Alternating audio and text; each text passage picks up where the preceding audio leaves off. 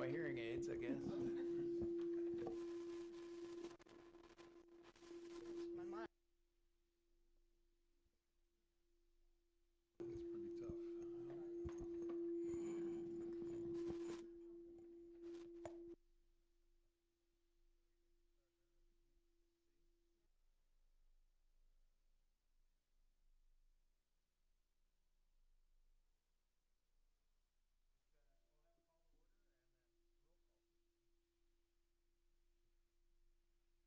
Mayor Ryan. Commissioner Davis. Here. Commissioner Hay. Here. Commissioner Hodges. Here. Commissioner Hoppick. Here.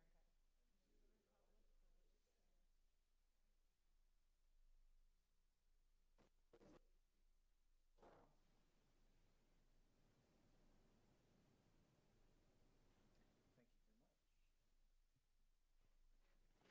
Thank you very much.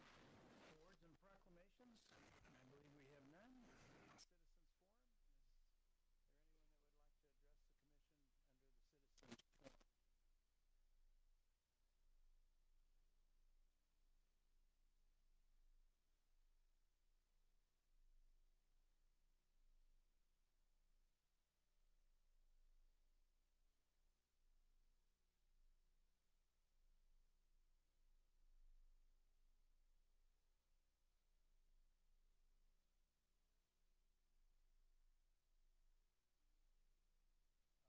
Is there anyone that would like to address the commission under the Citizens Forum? About the mayor to execute the agreement between the city of Salina and Meishauer Company Certified Public Accountants.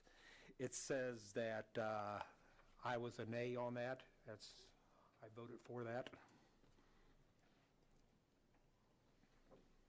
Okay.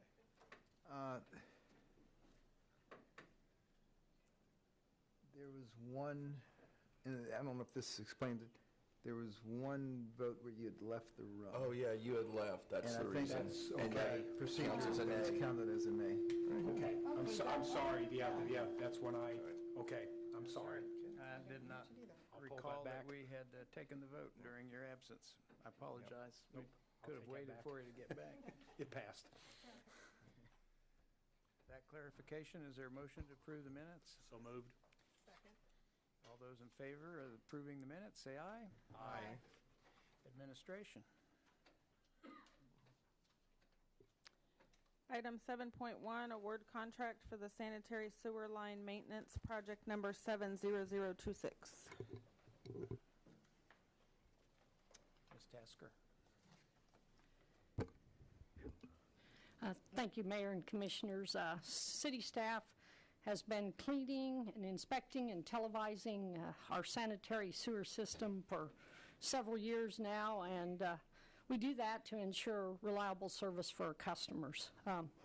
We're able to determine if we have pipe breaks, sags, root intrusion, or any other issues or obstruction in the sewer system that could cause a sewer backup or overflow or inconvenience for our citizens.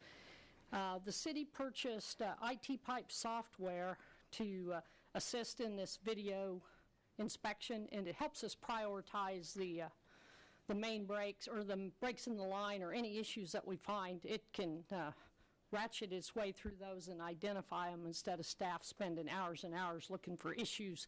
It just takes you right to those problems and really saves a lot of man hours for our staff. And this project that we're proposing is cleaning and inspecting roughly 21.4 miles of 8-inch through 36-inch diameter pipe. And in this case, we typically see about 20 miles that we're doing each year with an outside contractor, and staff has been doing about 10 miles. So we're slowly working our way through that 231 miles of sewer line that we have. Doing pretty well now. And when we do this cleaning, basically in this project, we're using a high-pressure wash that removes the sediment and grease from inside the pipe. This project includes light cleaning, heavy cleaning, and for the first time, we actually have some extra heavy cleaning, which we've not had. And that sounds like tough work when it's extra heavy cleaning, but basically it's about the number of passes that it takes the device going back and forth through the pipe to get it clean, so we count that. And we've had some instances where we couldn't get it cleaned with our, with just the heavy cleaning. So we've added that to this project. So it's a little more costly than any of the work we've done in the past. We had 3 bids in May 15th of 2018. Utility Maintenance Contractors, LLC, was the low bid at $192,417.50.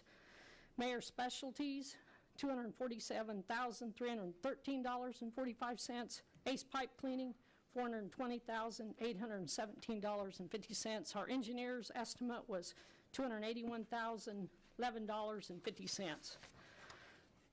Utility Maintenance Contractor submitted the lowest bid, and as a part of our contract documents, the Utility Maintenance Contractors LLC had to submit information prior to the award of the contract demonstrating their ability to comply with the project specifications. They required the contractor to show us that he could successfully integrate his software and data into our system so that we could save those multiple hours of man-hours working through the process. And basically, we spent over 5 weeks trying to find a way, because $55,000 is a lot of dollars, and we put a lot of hours in to try to make it work. But at the end of the day, their software would just not integrate in with our system. And the video that we were able to pull up using a third-party contractor, it appeared that they used a much faster speed through the pipe than what we allow, and which resulted in some poor quality video and missing of defects in the pipe. So this is our 4th project of doing this sewer line maintenance, and each time we bid it, we have anywhere from 1 to 3 bidders, and over these 4 projects, we've had up to 5 bidders, different bidders, not all bidding on the same time. And over these past 4 years, in one case, the low bid was rejected in 2015 just because they were unable to provide the information that we needed, and the project was awarded to Mayor Specialty Services. And in the 2014 and 2016 project, Mayor Specialty Service was the low bid. So they've done quite a bit of work here and understand what our sewer system's like and what it takes to integrate into our system. And the contract documents require all of the bids to remain subject to acceptance for 60 days, which basically puts that date to July 14th, using May 15th as the bid date. So we're getting fairly close to these bids not being viable at this point. So staff recommends rejecting Utility Maintenance Contractors LLC bid and awarding the contract to Mayor Specialty Services LLC in the amount of $247,313. Basically, the fact that we've worked with them enough, we know what their workmanship is like and their customer service to our customers and notification to customers, so we feel very strongly about that. The work is scheduled to be complete by December 31st of 2018. In our 2017 budget, under the Capital Improvement Fund System Enhancements, we had a budget allocation of $300,000 for this work. We're recommending a 10% construction contingency be awarded to help us cover change orders or any small issues we find during the course of the project. That would increase the authorized amount to $272,045. Of course, any change order that would be over and above this 10%, we'd bring back to the City Commission for your review and approval.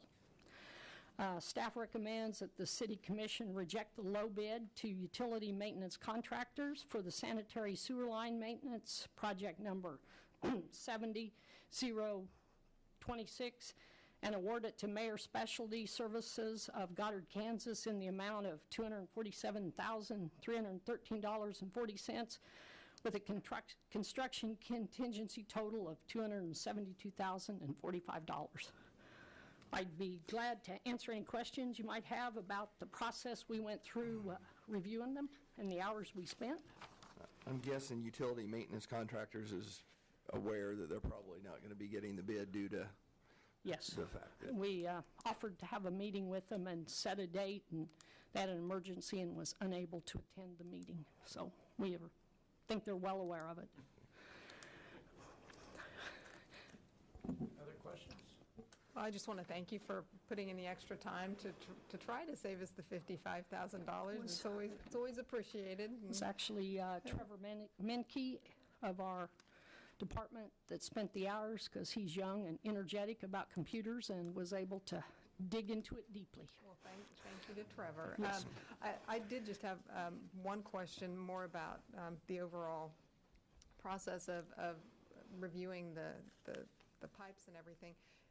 You'd mentioned that the city's insurance carrier recommended cleaning, inspecting, and televising every 5 years, and right now our schedule is on every 8. Do you ever see us wanting to or needing to get to that 5-year point?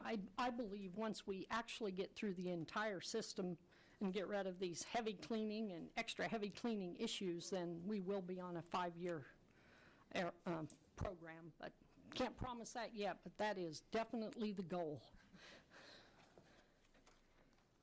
Thank you very much. Thank you. Is there anyone from the public that'd like to address this item? Bring it up here for action. Is there a motion on this award contract? Mr. Mayor, I move that we award the contract for sanitary sewer line maintenance, project number 70026, to Mayor Specialty Services LLC of Goddard, Kansas, in the amount of $247,313.45. Is there a second? Clarification. Yeah. Want to add in the 10% 10% Oh, I'm sorry. contingency. With a 10% contingency to bring the construction total to $272,045. Second. Been moved and seconded. All those in favor say aye. Aye. Any opposed? That passes 5-0. Brings us to 7.2. Item 7.2, resolution number 18-7563, authorizing the issuance, sale, and delivery of general obligation temporary notes, series 2018-1. Ms. Pack? Good afternoon, Mr. Mayor and Commissioners. Temporary Note Series 28-1 will be issued in the amount not to exceed $6 million to fund construction of the downtown streetscape utility relocation project and the police training facility project. It will also help reimburse the special assessments for the River Trail Special Assessment District and retire the 2017-1 temporary notes that are maturing August 1st, 2018 in the amount of $2,180,000 plus interest. The funding allocation for this particular issuance is Downtown Streetscape will have an estimated allocation of $4.2 million, a little over $4.2 million. The Police Training Center will have $671,000, Grand Prairie $333,000, and the River Trail Project $725,000 for a total of $6 million.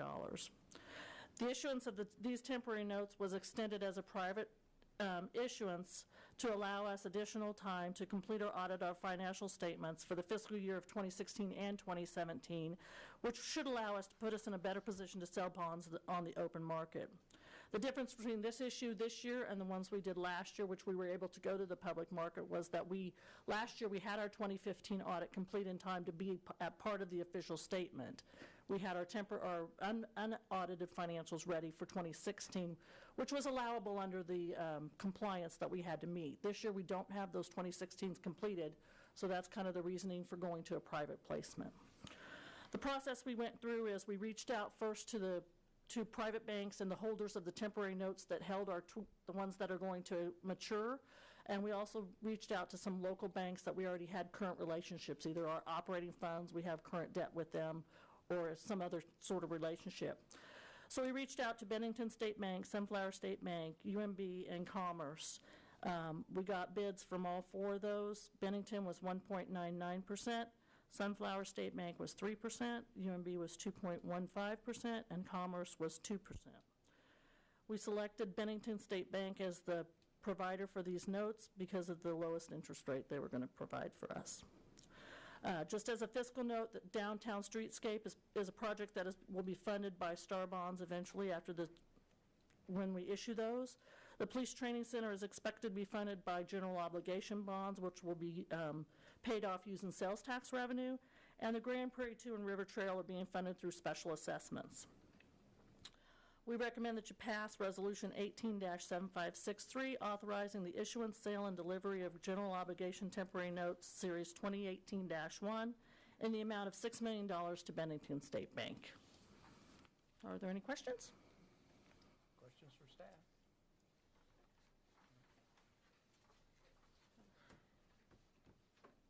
Go ahead. The Grand Prairie 2 and the River Trail, those have already been completed, correct? Yes. And everything. And again, being new here, is issuing bonds like this, is this kind of a normal procedure? I mean, and then we roll those into GO, or the notes into bonds at a later date? Yeah, Just you'll out of- typically see a temporary note issuance in anticipation of a GO bond issuance. Usually, we will have a GO bond issuance around this time, but we're just moving it out to the fall, so we want to be sure to cover that. Otherwise, they would have to wait on obtaining the proceeds back from the, as far as getting repaid back their costs. And there's really no reason for them to do that.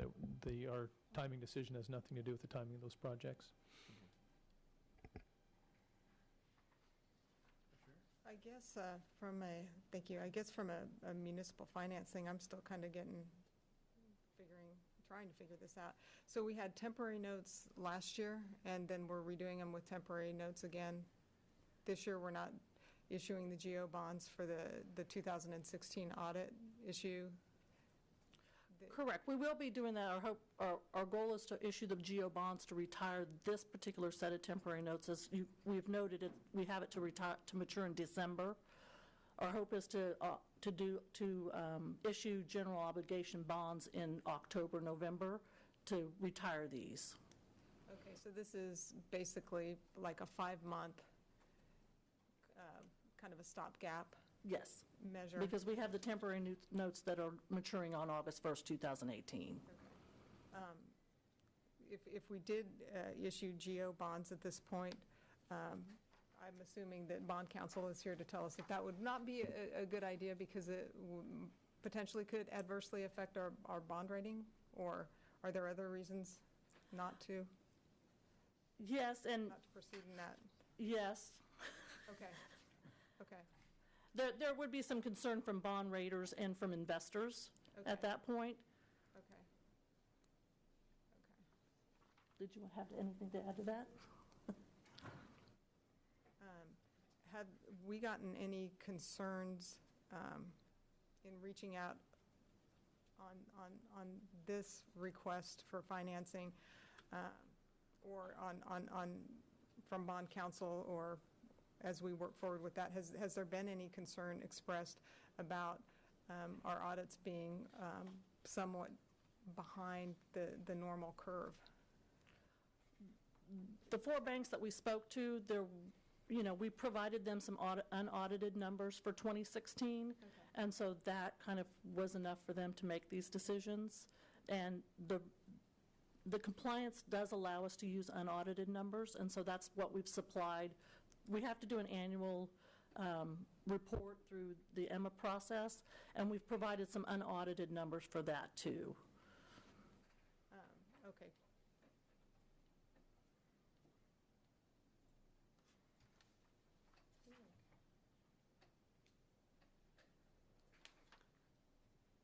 So I guess a follow-up question to that is, to do GO bonds, you have to be at a certain place within your audits. Is that correct?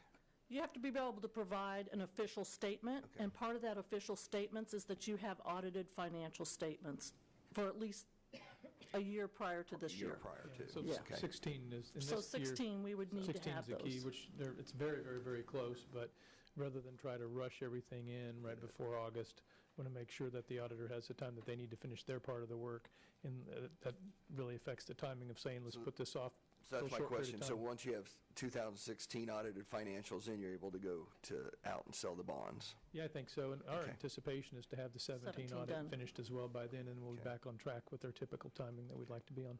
That's correct. Okay, cool. So the 2016 audit is imminent, and the 2017 audit will follow Yes. shortly after? Yes. Okay. Yes. And slightly unrelated note, apologies, I would still love to see the 2018 budget online at some point at least. I wasn't able to, I wasn't able to find it under like the Laserfiche with the budgets and stuff. Oh, on the Maybe- Laserfish. We did confirm that it was on the City of Salina website, though. Okay. It is out awesome. there. Okay. I'll double check on the Laserfish site, though. Okey-doke. Thank you, I would've. I'm looking at Shandy. Yeah, 'cause I know.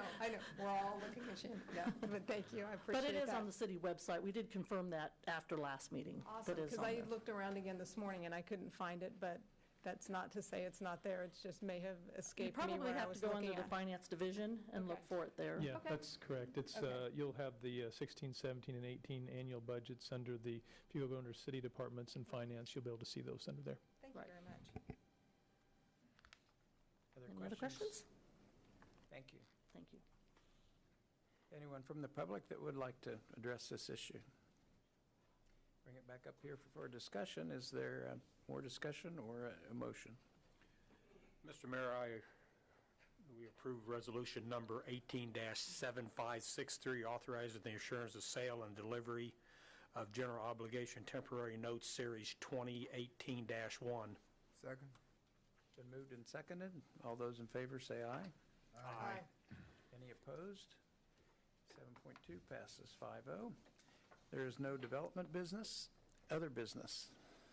Mr. Mayor, I just wanted to bring up one little thing here. I just want to make sure everybody, I hope everybody's excited as I am, that we're going to have a ribbon cutting Wednesday morning at 8 o'clock at the new recycling center at 125 West North. I can remember coming to this commission meeting with the former commissioners sitting up here and was wondering what our plans were going to be after we found out that Images was going to be closing. It's been a wait, but I think it's going to be well worth it. I see this only, not only as recycling, as a recycling center, but I also see it with upcoming automated trash service that will be implemented in months to come. That's going to be something really good. It's a step forward to the recycling, but it's a baby step. We still got a lot more to do with recycling. I want to thank the staff for all of their work to make this happen, and now it's up to the citizens of Salina to support this facility. I guess I got a few questions from a couple of citizens who were concerned with the paper that came out. How are we getting out to the county residents and to the people who do not have water or trash service, like if they're renting someplace or like that and they don't take care of that much? How are we getting it out to them to let them know what we're taking and what we're doing? Well, we've had a pretty aggressive public involvement campaign with Rachel Hind in our office has posted it on our website. She's posted it on Facebook. There's a way to boost it and send it out to people with anything related. She's got a text application that people are interested in. So we've got a lot of different electronic methods of getting out to people. And we've also utilized our staff to make radio ads on 4 local radio stations announcing the opening of the recycling center and the date and the time and those kinds of things. But we're hoping that will cover the folks here in the city as well as the county. And then they were also wondering, when you say that you would accept 1 through 7 plastic, making sure that people know exactly how to tell if they got 1 through 7 plastic, which is acceptable and which is Well, not. most plastics aren't marked, but really it's any kind of plastic that has some rigidity to it. That Saran wrap or the real flimsy plastic bags is not 1 through 7. If you can bend it, or if it's got some rigidity to it, it's 1 through 7. So that's kind of the layman's way to do it. We've actually got a flyer on our website that explains what 1 through 7 are as far as the different grades and examples of a milk jug versus a water bottle. What are the differences there? Or a Tide bottle, which is much heavier plastic. That some examples of what 1 through 7 actually are. Well, again, thank you guys for your work. You bet. We're excited. Yep, we just ask everyone to bring their articles in that we can accept and that they be clean and dry, so. And we can accept cardboard now, which is a huge experience or a huge improvement for those of us who do utilize online shopping. So that's a capability that we hadn't had in the past. So I'm glad that we'll be able to recycle our cardboard. Styrofoam, the peanuts, bubble wrap, we cannot accept Right. those. So online shoppers have some of those kinds of things too, but we cannot accept those. Gotcha. Good clarification. What about recycling, any electronic recycling or anything? Are we accepting anything like that right now? No, we do the one event a year out at the airport or the municipal center east.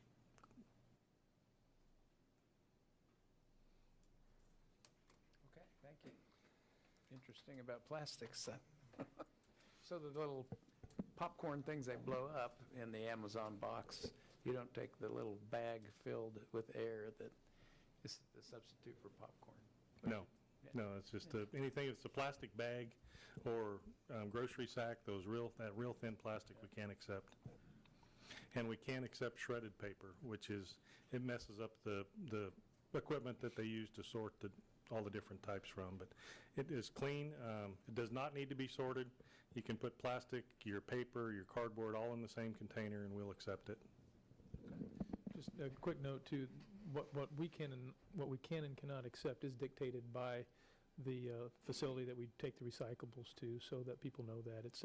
If we could, we'd take everything, but certainly they need to be able to process it and send it on to its final destination for repurposing. So it limits us a little bit, although to take all the plastics 1 through 7 is pretty good. One quick, are you aware of any place that is taking, locally, that's taking shredded paper?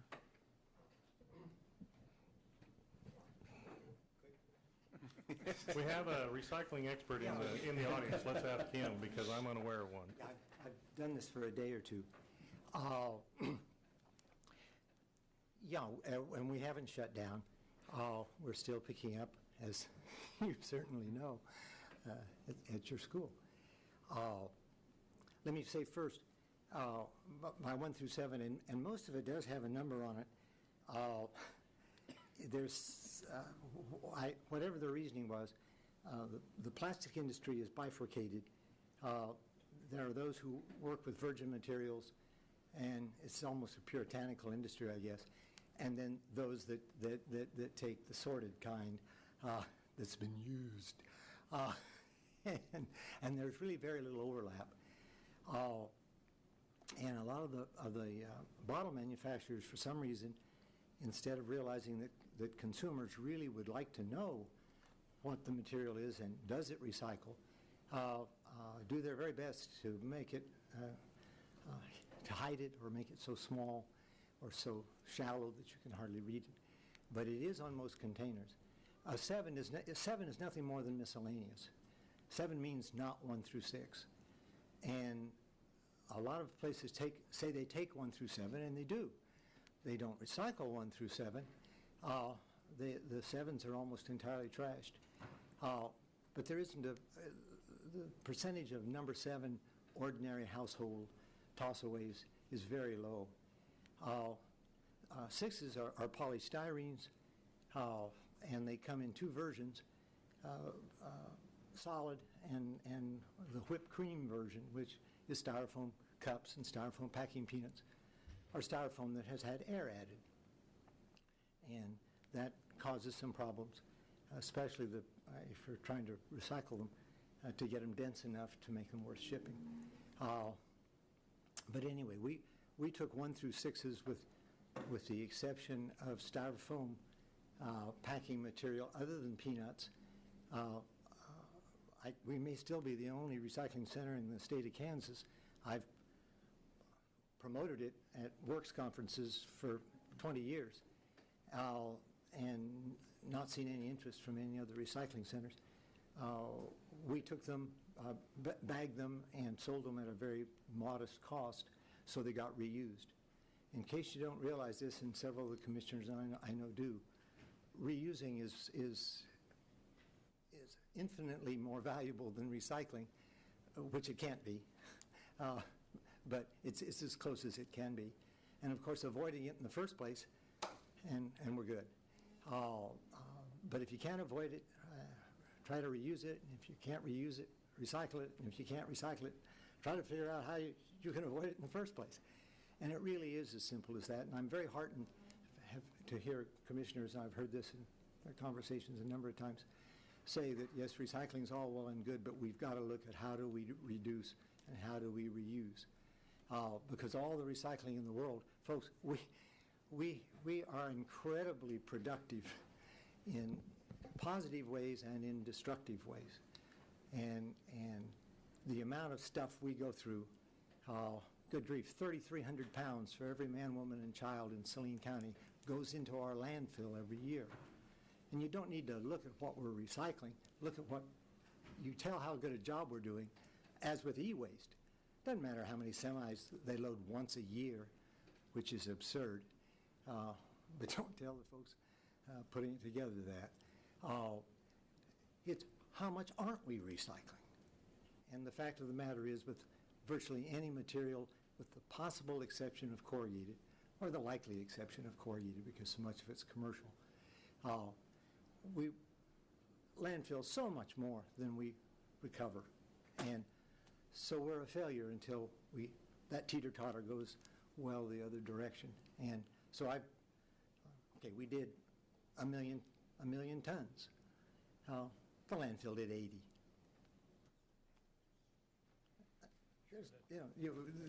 We just have to look to see. And drop-off is a great way to start. But good Lord, we started. I did my first commercial recycling at Wilson and Company, very small scale, in 1981.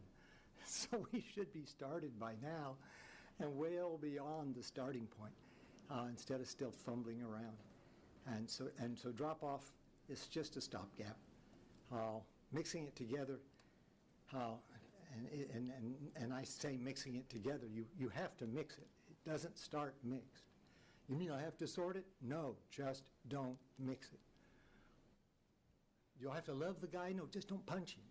You see, I mean, it's...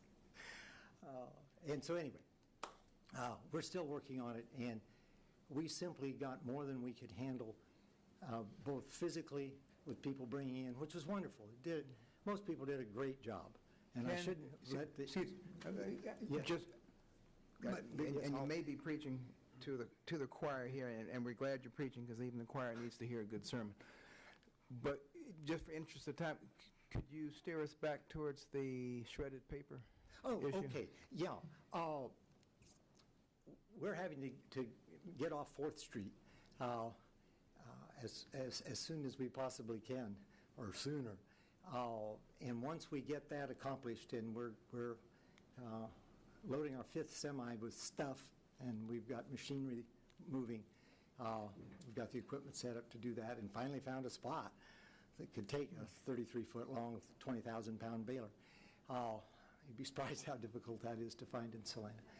But anyway, once we do that, then we'll crank back up. But we need to develop the curbside approach that we started coming up with.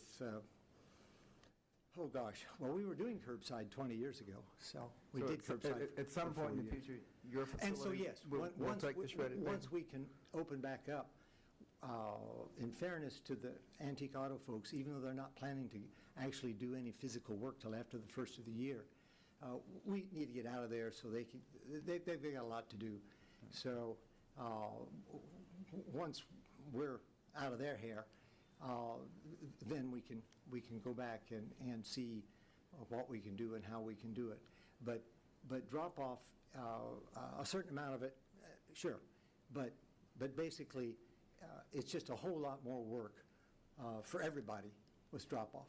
It is just lose, lose, lose, and that's counterintuitive. But the arithmetic is very straightforward. It takes too much time, and you lose revenue. If we pick it up, we get the revenue for picking it up, and we can be much more efficient. But yes, shredded paper, styrofoam peanuts, Fortunately, we're not, they were a lousy invention, but I couldn't convince people of that. But Amazon has, because Amazon won't use them. So now everybody likes those air pillows that I've been trying to push down people's throats for 15 years. We would, if they would take a bag, we'd give it to them. And now we can charge them for it, because they're very reusable. Some of them are just awfully weak. You've got to watch the strength of them. But anyway, no, all of that and the bags. The problem with plastic is very simple, that there's way too much of it. You can't make it back into food packaging. Coca-Cola spent millions, 10, 20, $30 million and finally quit because they had to depolymerize it and repolymerize it, and they just can't get it clean enough. And we crapped in our own nest by sending garbage, literal and figurative, to China, and they finally had enough, and they've banned us. So no shredded paper, but maybe sometime in the future? Oh, sure. Well, we always took it. Yeah, the problem with shred is the system of unscrambling the egg. It doesn't work. But if you don't mix shred with anything to begin with, then we mix it with solid paper, and it's fine. It pulps the same as solid paper does. So no, it lacks density in most cases, and so the time factor. Time is the great enemy of material recovery, and especially with plastics. Plastic water bottles, it takes 35,000 to make one bale. And mixed, we were getting, the last load we shipped was a small load and we got nothing. But full loads, we were getting about $50 for 35,000 mixed, when they're mixed in with other things. One thing, you're going to get a lot of glass that is outside the region, because a lot of recycling centers don't take glass. And most recycling centers anymore only take numbers 1 and 2 and bottles only, not clamshells. They're two different formulas. Plastic is just a mess. It's always been a mess because the plastics people didn't want it. And so they said, you can make us do it, but you can't make us do it right. And they didn't do it right. And it doesn't bother them one bit. So, Okay, Mr. Ritz. so there we are. Okay. Thank you very much. So, We got the answer to our question, and You bet. we've got to And- move on and to 3,000 other others. business. Okay. Thank you very much. You're welcome. Any other questions or comments? And do we have other business requests for executive session? We could move to that if we're... I have two quick items, Mayor Ryan, if it's appropriate. First of all, I just wanted to give a shout out to all the City of Salina staff that helped out on various 4th of July activities. The Salina Police Department, the Salina Fire Department, I know responded to a lot of calls. They also, along with the EMTs, provided backup to Skyfire. So I just want to thank all of you for sacrificing your holiday so that we could enjoy ours. I'd also like to thank Parks and Recreation staff for doing Play Day in the park again. By all reports, it was a wonderful day, so thank you again to staff for giving up their holiday. And finally, I didn't realize that the 4th of July week was such a stressor on animals until I read the article in the Salina Journal. So I would also like to thank Salina Animal Services for dealing with what I understand to be their most busy week of the year, dealing with animals that get panicked and run away. So thank you to all the different departments that came together to help all of us enjoy the 4th of July. The other item that I wanted to ask about real briefly is every year we produce our annual strategic plan. And within that plan, we have kind of broad organizational goals as well as some specific action items. And since we're getting ready to enter a period of transition with the departure of Mr. Gage, I thought it would be a helpful exercise to maybe get some updates on some of the specific action items so that we kind of have not only a mid-year progress report in terms of where we're at, but also know what we're going to need to, getting bothered by the fly, how we need to proceed, like with the rest of the year, and what we're going to need to be conscious of as we move forward with other, with other ongoing business that we have. I don't know if that looks like a staff report, or if it's a specific update on an agenda before the end of the month, but I do know that time is running out with Mr. Gage's departure at the end of the month, and just wanted to see if there was any interest among my fellow commissioners about getting an update on those so that we know where we stand.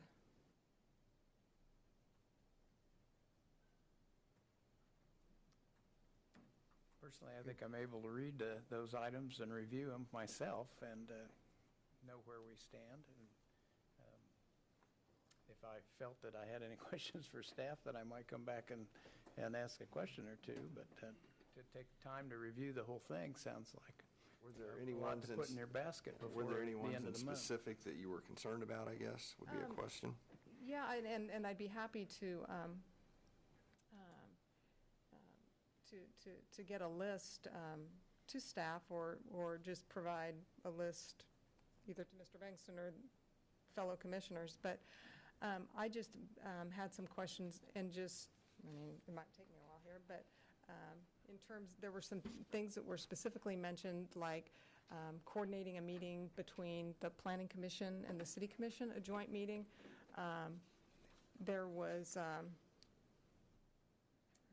some zoning and subdivision code updates that probably Ms. Driscoll could speak to very, very quickly and very, very concisely.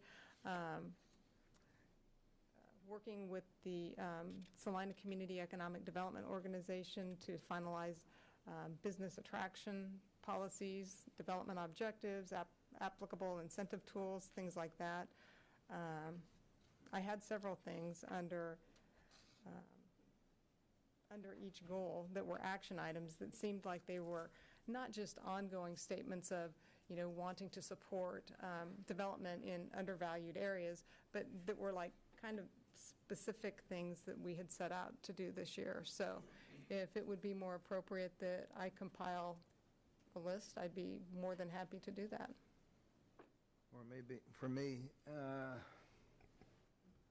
just read the strategic plan right now.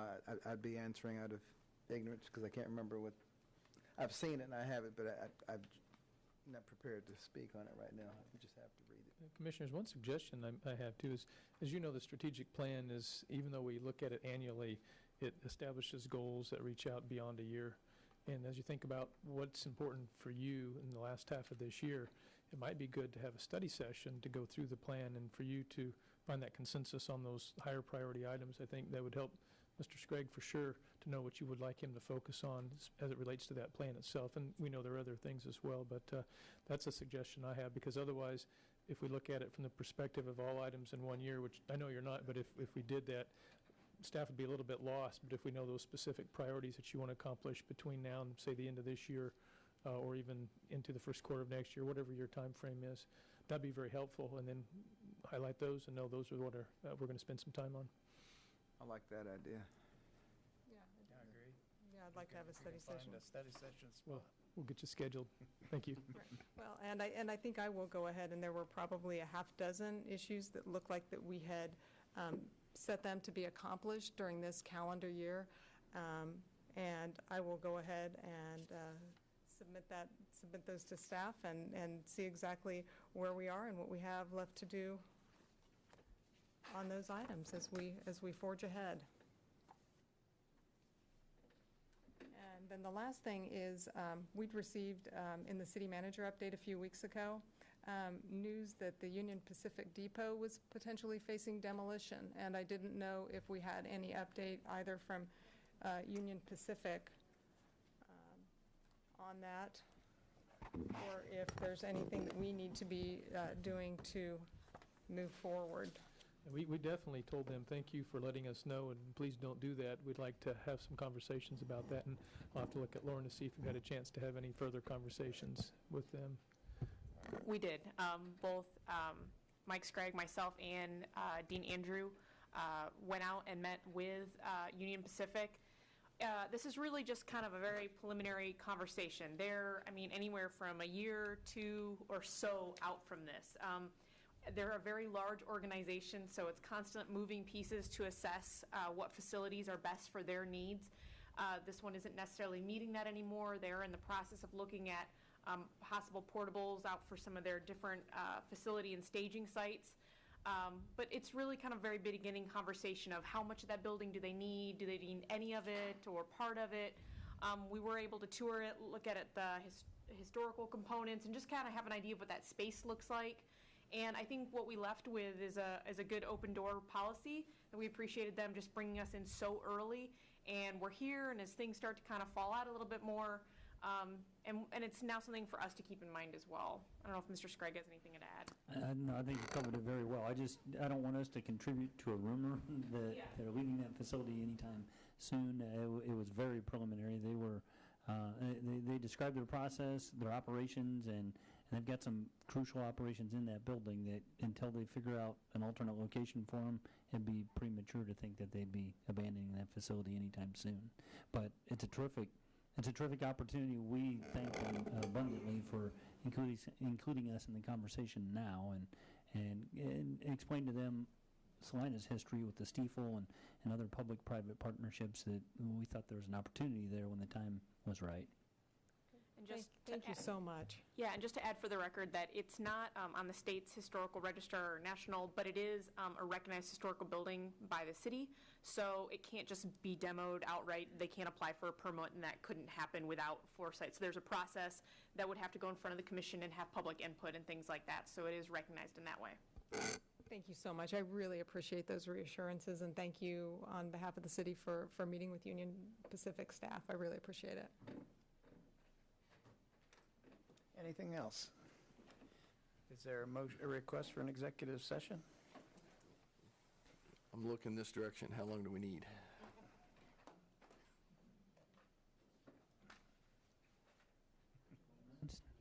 The old 20-minute routine, okay. Where have I heard that before? Okay. Mayor Ryan, I move the City Commission recess into executive session for 20 minutes to discuss with legal counsel the city's legal options relating to potential acquisition of the site for the South Water Treatment Plant and related appointed water rights under the pending eminent domain proceedings, based upon the need for consultation with an attorney for the public body, which would be deemed privileged in the attorney-client relationship pursuant to KSA 45-7319B2. The open meeting will resume in this room at 5:18. Second. Did you say 20 minutes? Oh, it's 5:10, Oh, yeah. Hey, dang it, out of all these, I finally missed one, didn't I? What would it be? 5:10 gives us 2 minutes. Yeah, to- okay, 5:10. 2 minutes off. Second. All those in favor say aye. Aye. Any opposed? We'll be in executive session. Probably closer with my 5:20, so.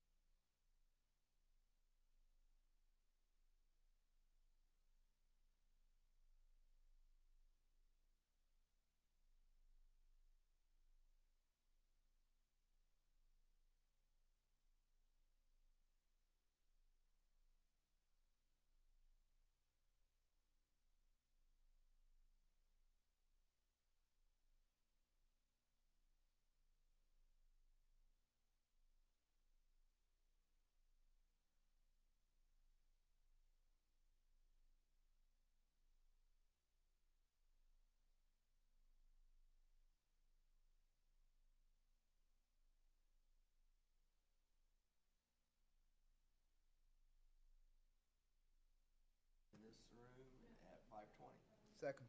All moved and seconded. All those in favor say aye. Aye. We'll be out for 10 more minutes.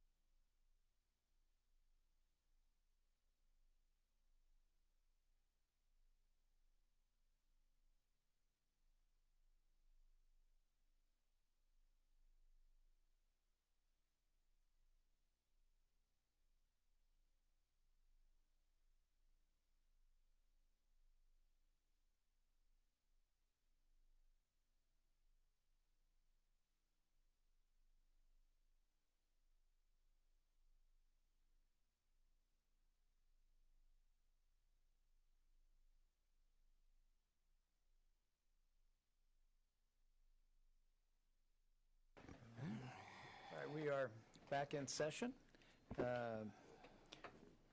Mr. Bingston, do you have an introduction to this for us? Thank you, Mayor and Commissioners, and thank you for the opportunity to discuss with you the legal aspects and the opportunity for you to have an opportunity to discuss the matter with Special Counsel Tim Orrick as to the legal aspects of the acquisition. What you have before you is the item that warrants your consideration here in the open meeting, and Ms. Tasker will present that to you. Okay, thank you. Ms. Tasker? Thanks, Greg, for setting me up here. The item is authorization of payment of appraiser's award and fees to complete acquisition of the South Water Treatment Plant site and a pertinent appropriated water rights pursuant to the pending eminent domain procedures. Following unsuccessful negotiations and completion of the prerequisite actions by the governing body in March of 2018, the city filed a verified petition initiating proceedings in the eminent domain to acquire the 41.9-acre parcel and appropriated water rights located in the southeast quadrant of South Ohio and East Waterwell Road for the construction of a new water treatment plant. Based upon the petition, the Salina County District Court found that the city had the power for eminent domain and appointed a panel of 3 residents of Salina County to appraise the fair market value of the property. The panel of appraisers completed their work, and the report has been filed with the court on July 3rd of 2018. The panel of appraisers determined the fair market value of the property at the date of the filing of the report to be $503,170, and the appraiser's fees and expenses totaling $6,000. To complete the acquisition of the property, the city must pay to the clerk of the Salina County District Court the combined total of $509,170. Upon this payment, the title and right of possession of the property will become the city. And the city has the right to appeal this appraisal should they choose. And in that case, or if the city does not pay in the fees we discussed within the next 30 days, it would be considered abandonment of that purchase of that appraiser's fees and property. And in the case that that would occur, the city could become responsible for fees for the property owner and reasonable expenses incurred during the course of the time. The city or the property owner, either one, has the ability to do that appeal within the 30 days. And an appeal filed by either the city or the property owner would result in a jury trial, where the jury will hear the evidence and make its own decision on what the fair market value of the property is. Under the physical note, I've noted if the governing body authorizes payment to complete acquisition of this property, the sources of funds would come from the city's capital water reserve fund, which we have roughly $10 million available in that. As I mentioned, an appeal by either party in the resulting determination of fair market value by the jury will require one of 2 actions, and the city to pay the difference in case of a greater amount, or the owner to reimburse the city in case of a lesser amount. So just wanted to make you aware of that situation if one or the other of the parties appeal. And at this time, staff recommends authorization of payment of the appraiser's award of $503,170 plus the appraiser's fees of $6,000 for a total of $509,170 in order to complete acquisition for this property. I'd be glad to answer any questions you might have. Questions?